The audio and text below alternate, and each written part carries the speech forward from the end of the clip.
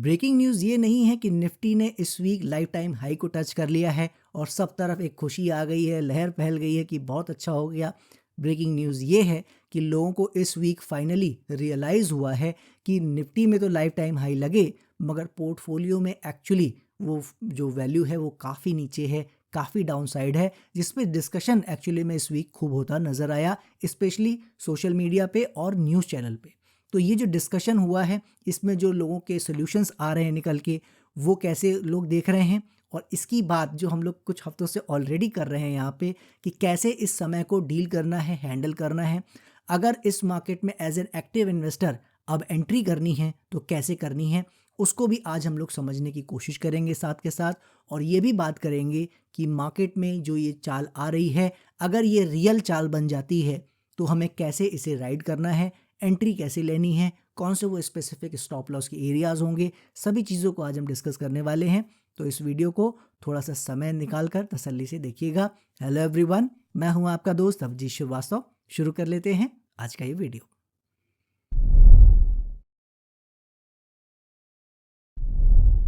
चलिए देख लेते हैं कि सेक्टर्स में क्या होता इस वीक नज़र आया है, वहाँ पे कुछ चीज़ें बदली हैं या नहीं। तो फार्मा की बात सबसे पहले करें तो फार्मा में जैसा हम आपसे बात कर गए थे कि इसमें एक मौका यहाँ बन सकता है एक चाल आने का। लास्ट वीक तो वो चाल नहीं आई थी मगर इस वीक आप देख पा रहे हो बहुत ही अच्छा थ्रू आउट द वीक करता नजर आया, बढ़िया परफॉर्मेंस इसमें आती नजर आ रही है। ये आगे भी अच्छा थोड़ा बहुत कर सकता है जैसा हम आपसे बात कर गए थे, ये उम्मीद अभी लेके चलनी है। मेटल की बात करें तो मेटल वो अपना एक जो हमने बात की थी कि 11,000 के आसपास का एरिया है जिसे थोड़ा सा मुश्किल होगा पार करना। अगर कर जाएगा तो फिर ये एक नई टेरिटरी में जाएगा, एक नई तेजी लेगा। आपने देखा है अभी तक तो वो काम नहीं कर पाया है, थोड़ा सा करेक्टिव माहौल में है, रेस्ट कर रहा है। तो इसमें वो डिसीजन होना है कि ये वापस से चाल लेना चाहता है या नहीं। तो देखते हैं ये क्या चुनता है। एनर्जी की बात करें तो वो भी वही कर रहा है, हमारे लेवल्स के ऊपर गया ज़रूर था मगर फिर से रेस्ट करता नज़र आ रहा है। तो देखते हैं ये आगे क्या चुनता है। फिलहाल तो अपने रेजिस्टेंस के आसपास ये हवर कर रहा है, घूम रहा है, तो इसके हाल पे से छोड़ देते हैं।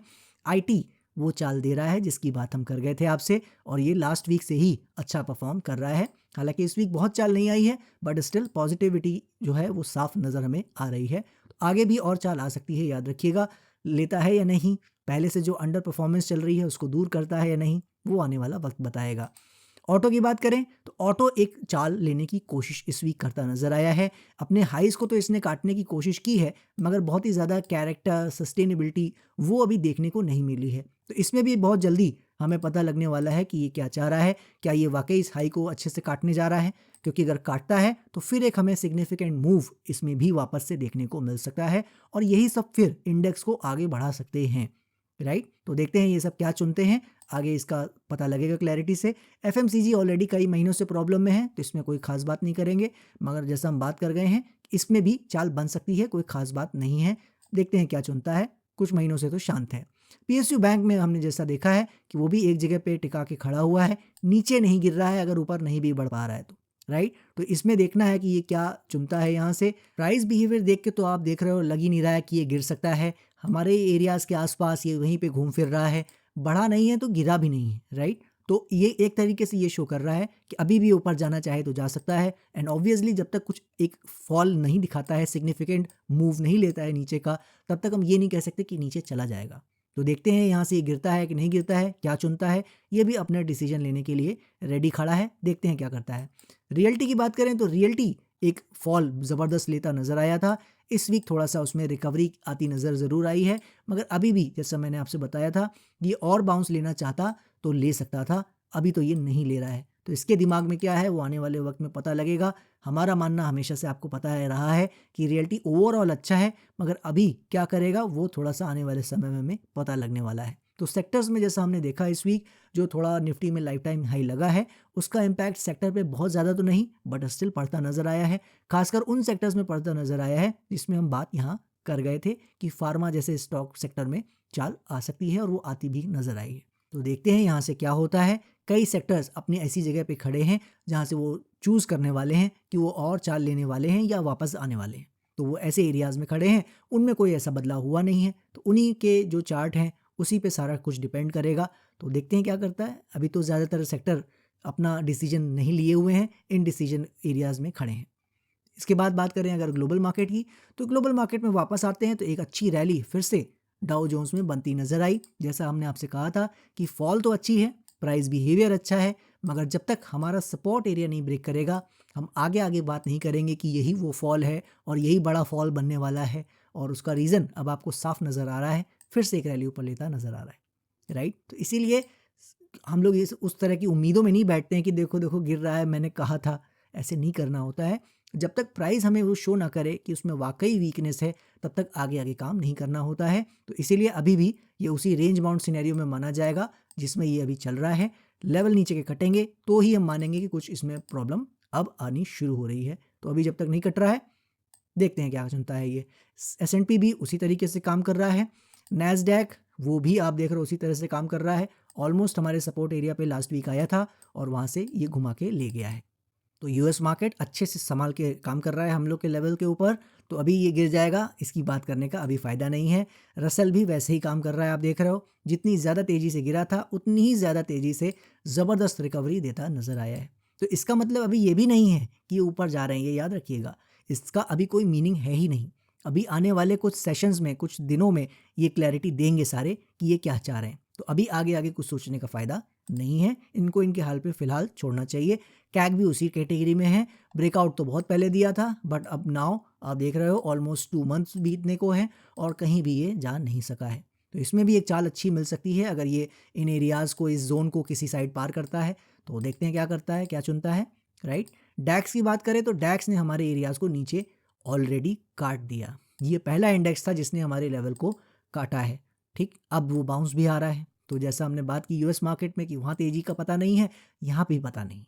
इसके लिए हमने एक लेवल आपको दे रखा है 24,100 का। इसको डिसाइसिवली काटता नजर आएगा ये, तो हम ज़रूर मानेंगे कि ये वापस ऊपर की ओर फिर जा सकता है।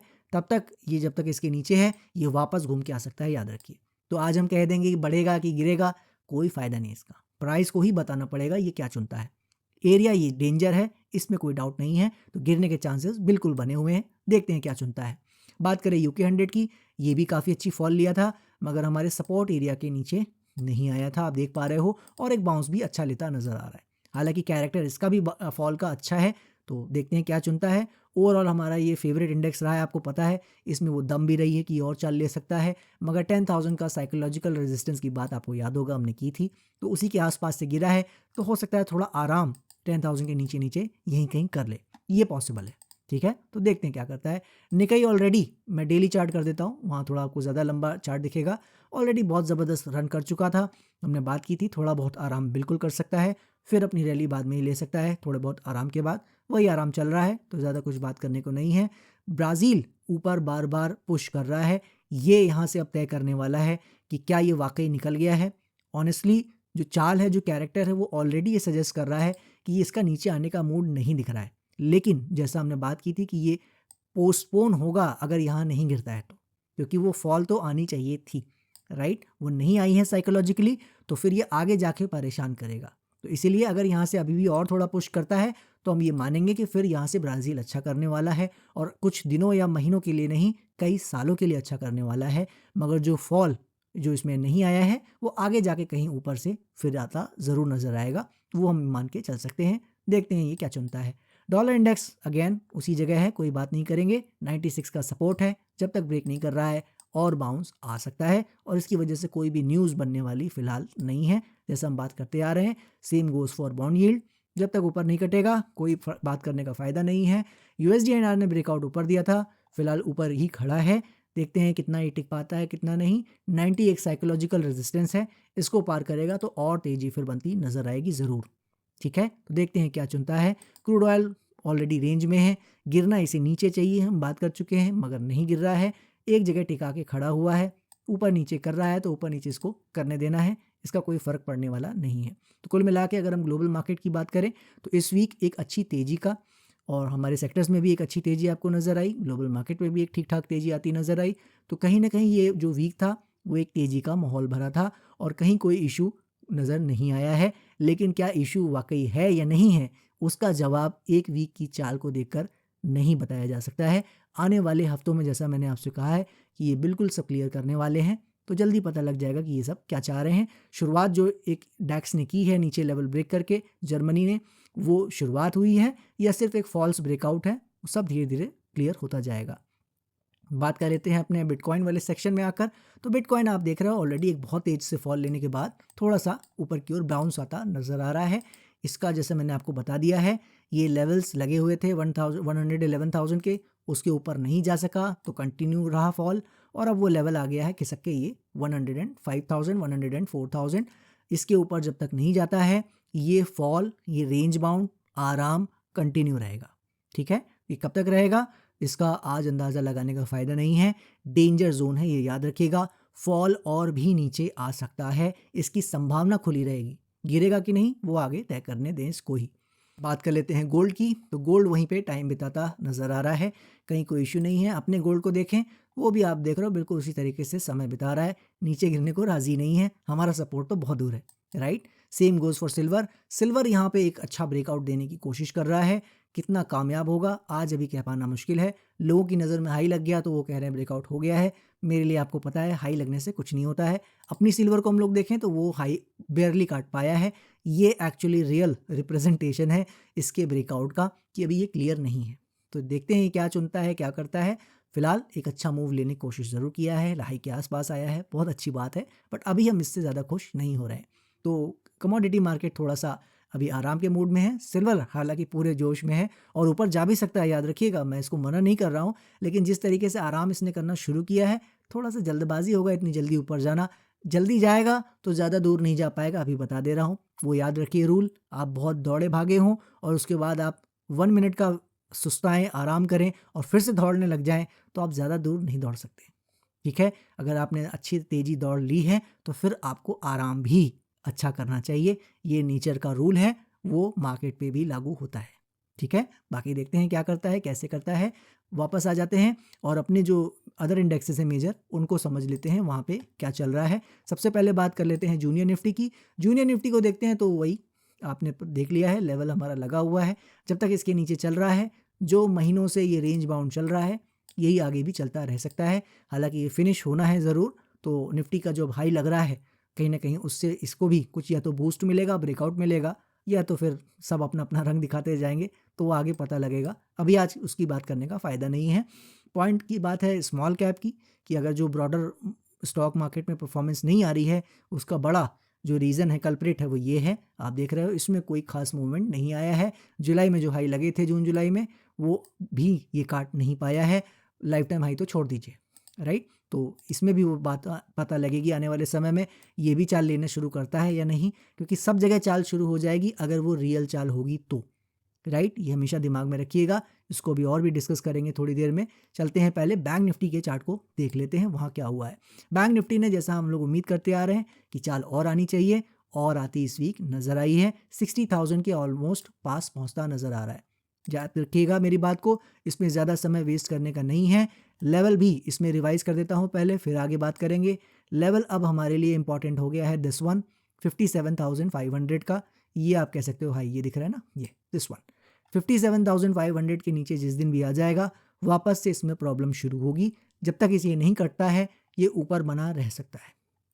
अब सवाल ये है, जो मैंने आपको बताया था वो क्या था, कि 60,000 के ऊपर ये जैसे जैसे चलेगा इसके लिए ऊपर चल पाना मुश्किल होता जाएगा।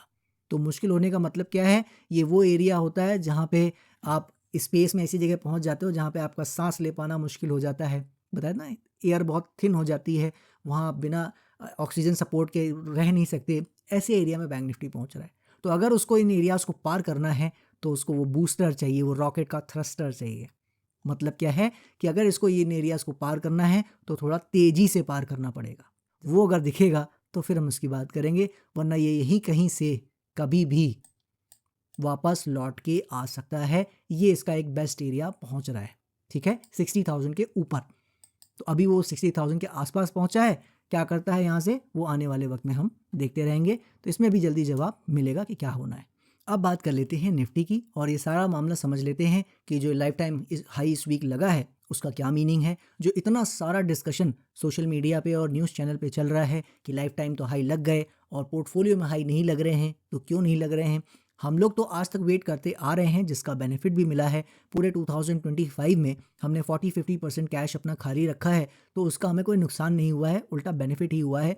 हमारे पास वो कैश खाली रहा है, कहीं भी हमने उसको रखा होगा तो मिनिमम 4-5% का 6% का रिटर्न उस पर ऑलरेडी मिल भी रहा होगा, राइट। वो स्टॉक में मिलता, मार्केट में नहीं मिलता, वो नहीं कह सकते, क्योंकि वो डिपेंड करता है कौन क्या खरीदता, राइट। तो पॉइंट ये है कि हमारा उसमें कोई खास नुकसान नहीं हुआ। लेकिन अब जब निफ्टी लाइफ टाइम हाई पे आ गई है तो कहीं ना कहीं एक उम्मीद जग रही है कि भाई सब जगह चाल आ सकती है।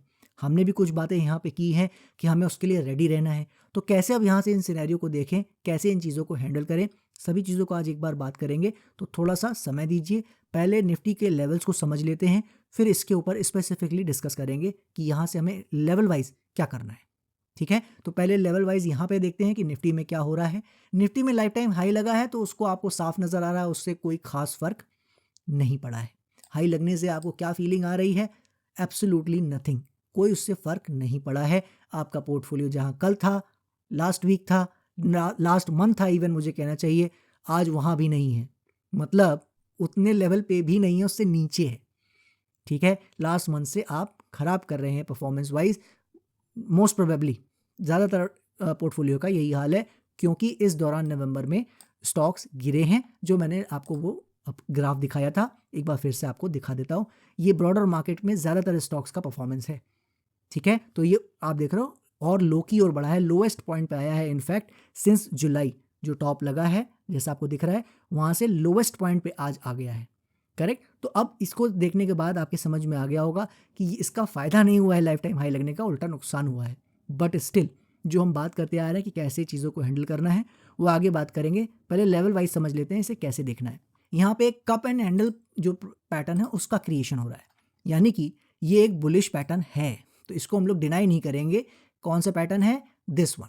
ये एक थोड़ा सा आप कह सकते हो कॉम्प्लिकेटेड पैटर्न है, और इसको कई लोग बिलीव कर सकते हैं, कई लोग डिबेट कर सकते हैं कि ये नहीं है, सबका अपना अपना मानना हो सकता है। बट मेरी नज़र में ये कप एंड हैंडल पैटर्न है, इसमें कोई डाउट नहीं है। और ये पैटर्न आगे चल के एक ट्रायंगल में भी तब्दील हो सकता है, यानी ये यहाँ पे ये इस तरीके से भी काम कर सकता है, राइट। तो ये नीचे भी ब्रेक कर सकता है, होने को कुछ भी हो सकता है, तो वो हम देखेंगे ये क्या चुनता है। मगर अभी ये कप एंड हैंडल पैटर्न के फॉर्मेशन में नज़र आ रहा है, यानी इसमें हाइस तो बार बार लग सकते हैं इस पैटर्न के मुताबिक, मगर इसको पार कर जाए वो थोड़ा सा मुश्किल है। एग्जैक्ट लेवल वाइज अगर मैं लगा दूं, इसको थोड़ा सा रिफाइन कर दूं, तो आपको ये नज़र आ रहा है दिस वन, ये दिख रहा है आपको, ये हाइज इसके ऊपर लगते चले आ रहे हैं। यानी इसके मुताबिक हाई थोड़ा सा और भी लग सकता है, 26,350 400 का भी लग सकता है, मगर क्या इसके ऊपर टिकता है? क्या इसके ऊपर अच्छे से जाता है?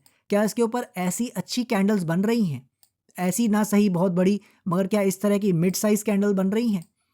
जब तक इस तरह की कैंडल्स इसके ऊपर नहीं बननी शुरू होती हैं, तब तक हम इसमें कोई बहुत तेजी आ रही है ऐसा नहीं मान सकते। ये हो गई लेवल वाइज वाली बात।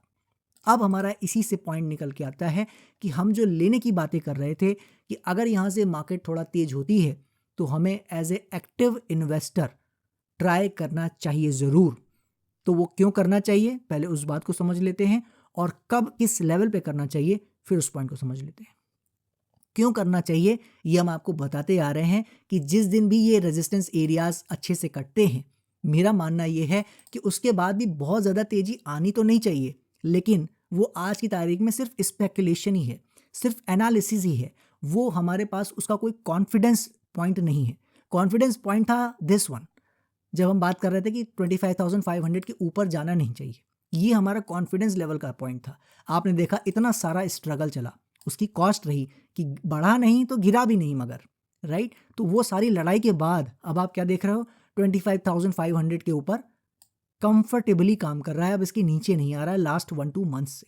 तो अब इसका जो पॉइंट है वो यही है कि जब तक जो ये 25,100 का लगा है लेवल, अब आप इसको कंफर्टेबली 25,500 कर सकते हो।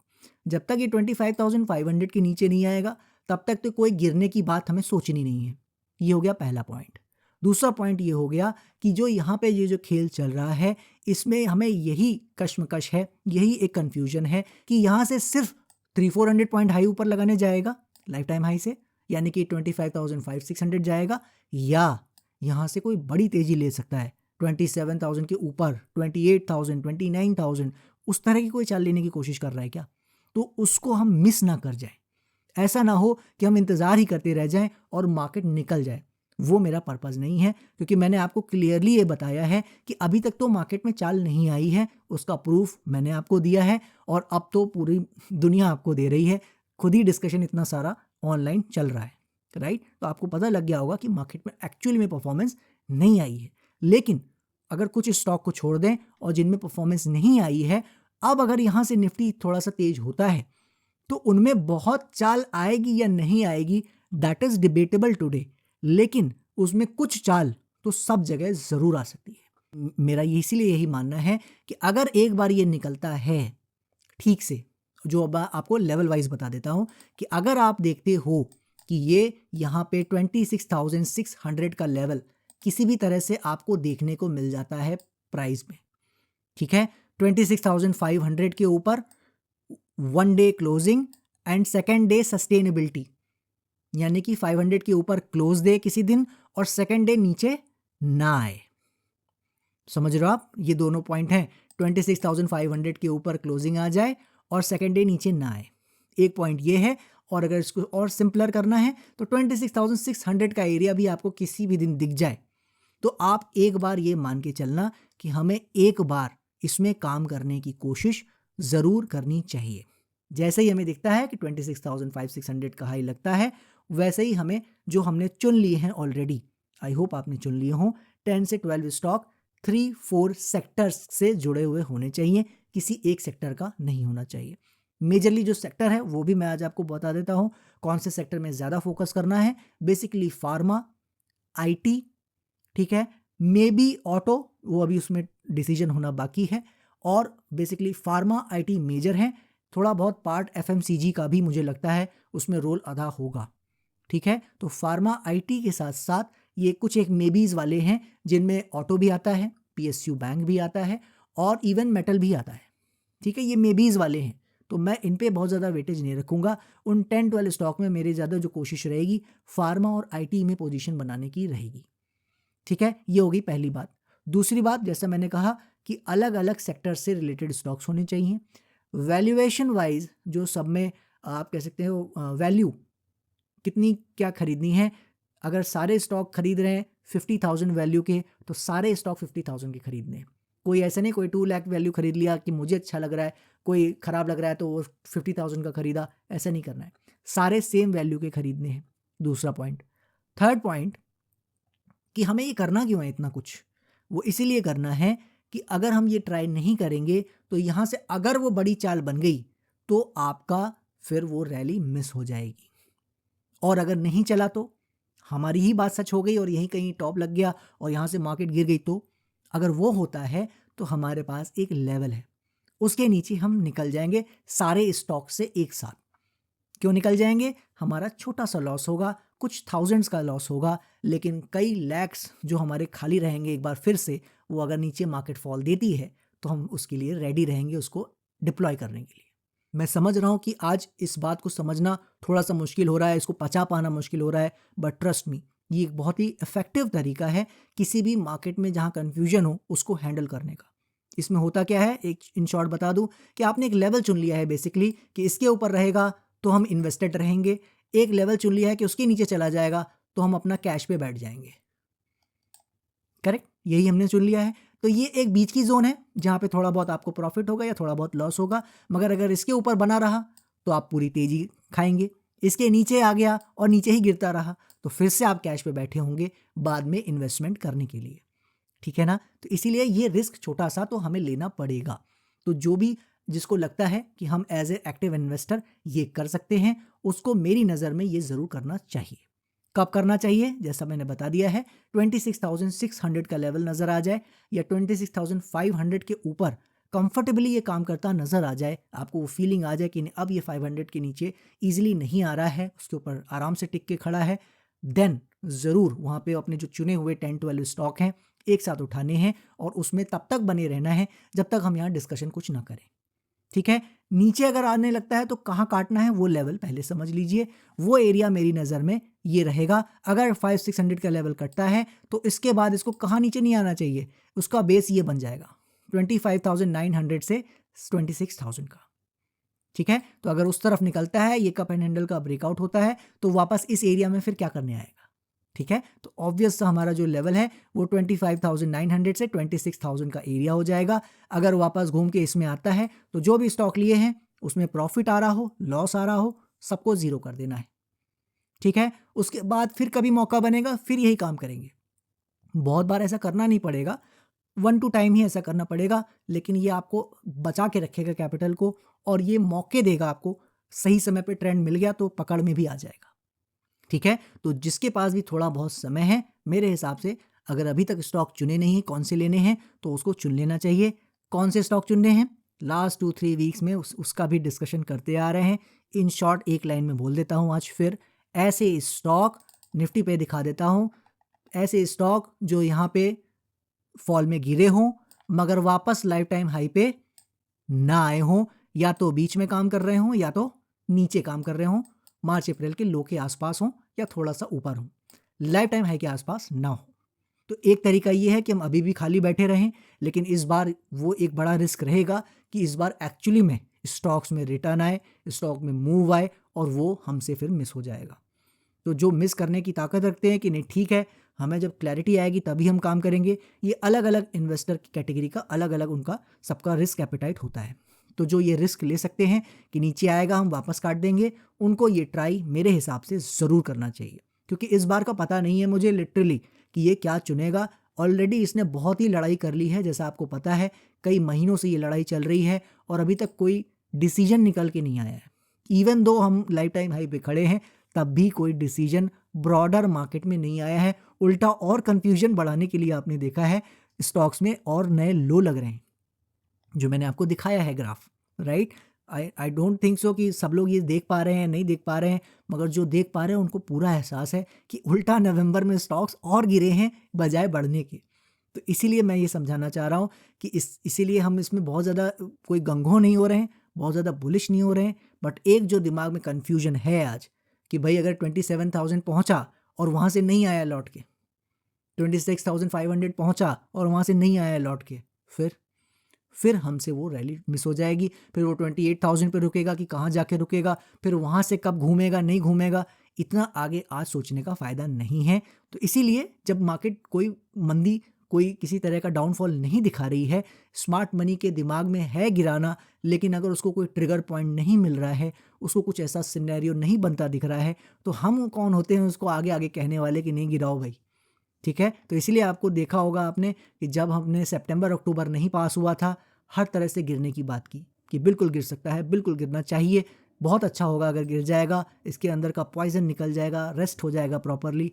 मगर जब से अक्टूबर बीता है, आप हमारी इस लैंग्वेज में चेंज ज़रूर महसूस कर पा रहे होंगे कि अब जब अक्टूबर निकल गया है तो अब ये एक जनवरी में मौका बनेगा तो बनेगा, उस समय गिरेगा तो गिरेगा, नहीं तो फिर कब गिरेगा वो आज हम उसको प्रेडिक्ट करने की कोशिश ना करें। मार्केट अगर लाइफ टाइम हाई की ओर बढ़ रही है तो उसको हम रिस्पेक्ट दें, कल को वो कोई रास्ता चुनेगी वापस से नीचे आने का, फिर उसको देखेंगे। तो इसीलिए इन्वेस्टेड बहुत नहीं होना है, लेकिन कुछ ना कुछ पोर्शन अपना 20-30% पोर्टफोलियो जो 50% खाली कर रखा है, कम से कम हाफ कैपिटल बिल्कुल इस बार डिप्लॉय करनी चाहिए, लेकिन स्टॉप लॉस से, या उतनी डिप्लॉय करनी चाहिए जितने में अगर थोड़ा बहुत लॉस हो तो हमें बहुत ज़्यादा ऐसा हार्ट अटैक ना आ जाए, हम उस लॉस को बर्दाश्त कर सकें। अभी मेरे हिसाब से कुछ करने लायक नहीं है जब तक ये लेवल अच्छे से एरिया पार ना कर जाए।